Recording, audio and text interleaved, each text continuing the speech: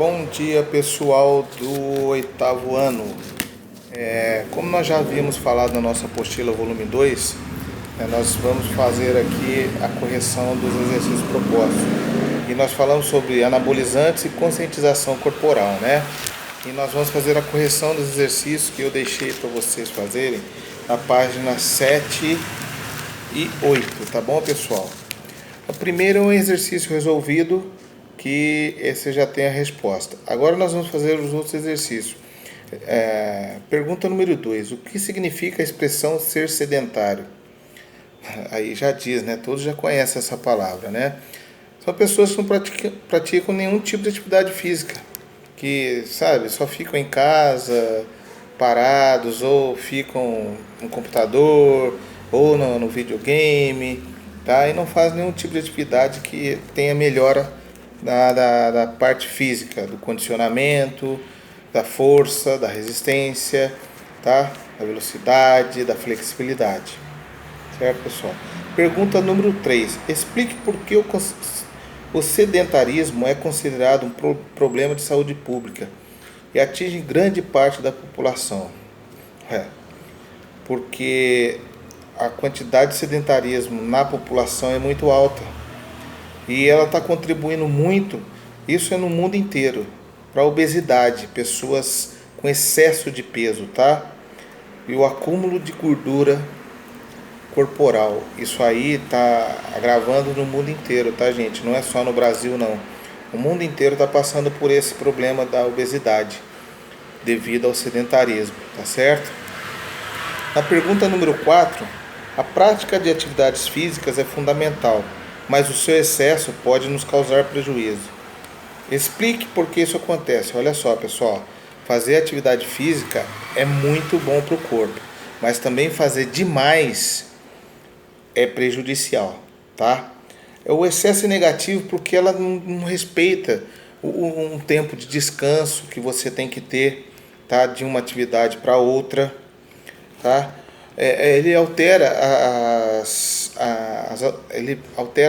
as ações metabólicas do corpo e pode comprometer outras funções corporais, como o cardiovascular, né, que é a alteração cardíaca, o neuroendócrino e o músculo esquelético, que é o músculo do nosso corpo.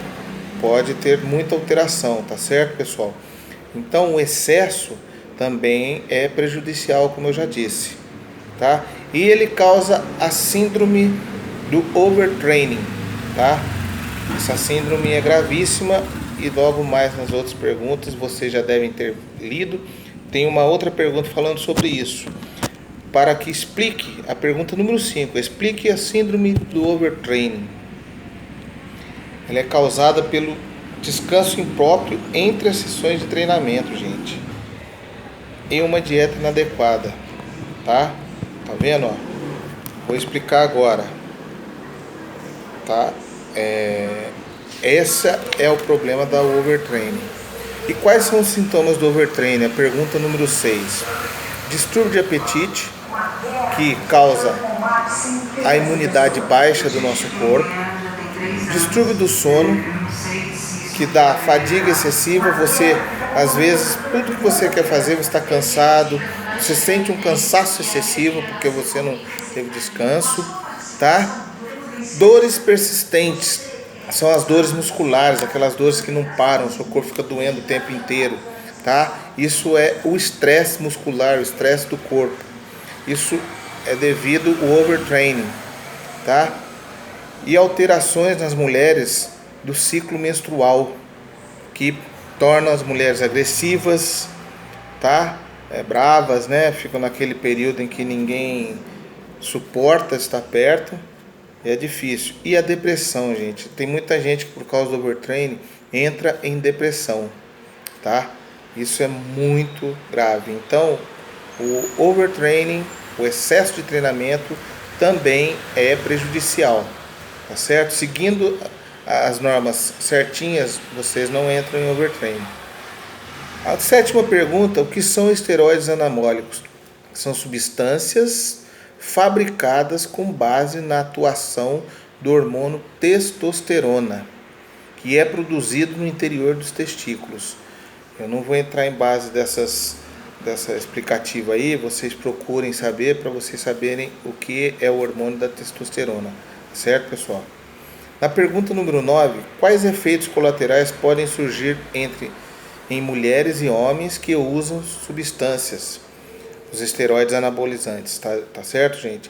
Nas mulheres, ela tende a ter calvície, piora a pele, mudança no timbre de voz, alteração do ciclo menstrual e probabilidade de infertilidade definitiva, tá? Então a calvície não é só problema do homem não, mulher que usa esteroide também tem problema. E essa calvície aqui não é por causa de esteroide não, tá, gente? Não é porque o cabelo tá caindo mesmo, tá? Infertilidade definitiva, tá? A mulher não poderá ter mais filhos. Isso para quem quer ser mãe é muito grave. E altera todo o ciclo menstrual, tá? Se você é uma mulher regrada, que tem sua data certinha, seu período certo, isso aí pode alterar tudo se você usar esteroide. O timbre de voz, a mulher começa a falar grosso, ela muda a maneira de falar, tá? Fica falando grosso dessa maneira, tá? Então, cuidado. E nos homens, ele piora, o esteroide anabolizante piora a pele, que vai aparecer um monte de espinha, tá? Que é horrível, né? A calvície, que o homem já tem uma pretensão grande de ser calvo, e com o uso de esteroide acelera esse processo. Alterações hepáticas do estômago, né? Do fígado, intoxicação, impotência sexual e infertilidade, entre outras consequências que podem aparecer aí, tá certo, pessoal? Então essa foi a correção da apostila volume 2, capítulo número 4, falando sobre anabolizantes e conscientização corporal. Agora nós vamos entrar num outro capítulo da apostila volume 2, que é o número 5, ginásticas, particularidades e diferença. Vou falar sobre a ginástica de conscientização corporal. Ela tem o objetivo de melhorar a percepção do próprio corpo por meio da prática de movimentos mais lentos e suaves, da condição postural e da consciência de exercícios respiratórios, tá? Abaixo aí nós vamos ver alguns exemplos que vocês podem tirar. Essa competição de ginástica surgiu a partir da preocupação com respeito e com a individualidade de cada pessoa e oferece vários benefícios aos praticantes, como autoconhecimento corporal, prevenção de doenças, desenvolvimento de postura e atitudes que melhoram a qualidade de vida, tá? A seguir nós vamos falar sobre uma dessas conscientizações corporais, a ginástica yoga, tá? Ou yoga, como alguns falam. Ela é uma prática imposta sobre o corpo e a mente. Ela é originária da Índia, tá, gente? Ela tem movimentos lentos, suaves e usa muita respiração, tá? Agora nós vamos falar sobre a antiginástica. Antiginástica, né? Ela sugere que o nome seja para não fazer ginástica, mas não é isso não. Esse tipo de ginástica, ela não é a reação contrária ao exercício físico. A antiginástica é uma técnica corporal que usa movimentos precisos, tá? Ela traz uma condição ampla do movimento do corpo, tá certo, pessoal?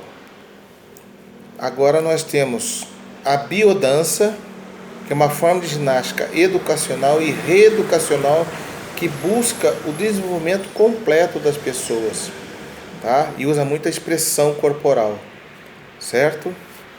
Nós temos a ginástica de condicionamento físico, que é a prática de exercícios físicos orientados por um profissional que visa a melhoria de rendimentos, força, flexibilidade, resistência, agilidade, tá? O CrossFit é uma modalidade que enfatiza o condicionamento físico, tá certo, pessoal? E o CrossFit hoje é muito usado, né? Temos academias de CrossFit espalhadas aí pelo mundo inteiro aí, tá? Elas têm quase como os movimentos funcionais, tá certo? E nós temos a hidroginástica, que é o exercício feito dentro das piscinas. São exercícios praticados dentro da água, da piscina, da praia, no rio, desde que você esteja dentro da água. Nas páginas 11 e 12, nós temos os exercícios propostos. Tá certo, pessoal? Espero que vocês respondam e para uma próxima aula nós fazemos a correção e entramos no próximo capítulo da apostila. Essa foi a nossa aula de hoje. Tenham um bom dia.